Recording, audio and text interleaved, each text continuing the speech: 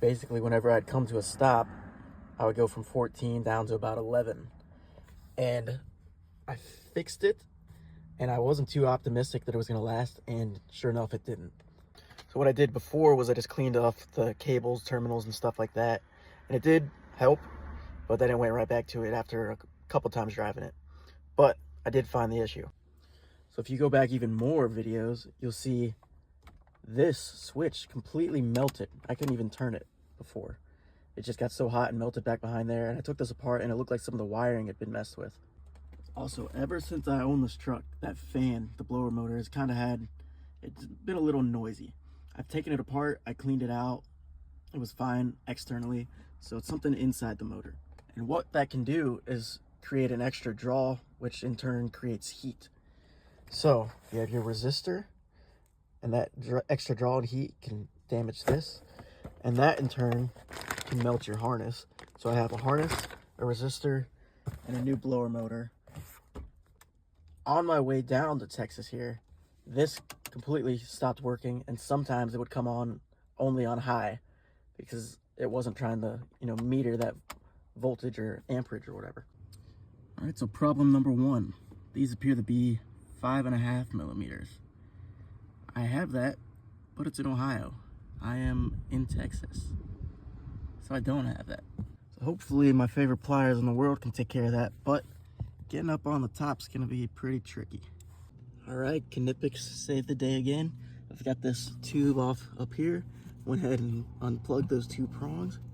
Should be able to just pull this out. She's out. Yeah, it spins fine. All right, well, comparing these side by side to each other, there's a hole here which just goes to nothing. I might put a piece of tape or something over that so it's not too noisy or anything, but it looks like I'm gonna have to transfer this ground over here. There's not one on it. Go ahead and transfer all these washer grommets too. Okay, so it should ground through this screw, but I went ahead and scratched off the paint kind of where this is gonna sit, just to help ensure I get a good ground on here. All right, blower motor is on, plugged in. That vent hose is on. Next is our resistor, which I believe is back in the glove box. Z71, brother. There we go. And that'll drop down. So resistor right up here. So it looks nice and fun to get to. Okay, so we got it unplugged here.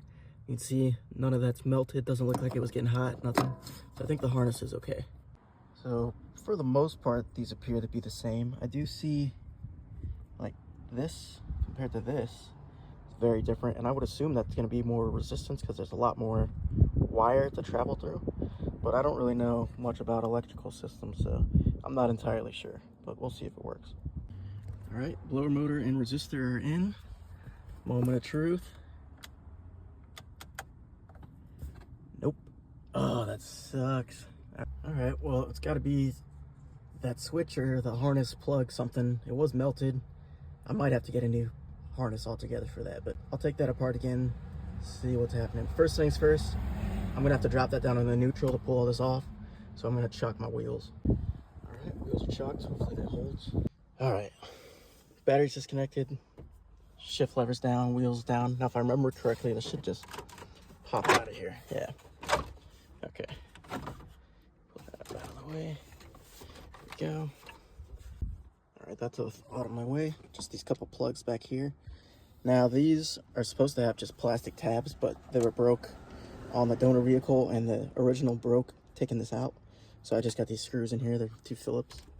All right, got that off and on kind of medium here.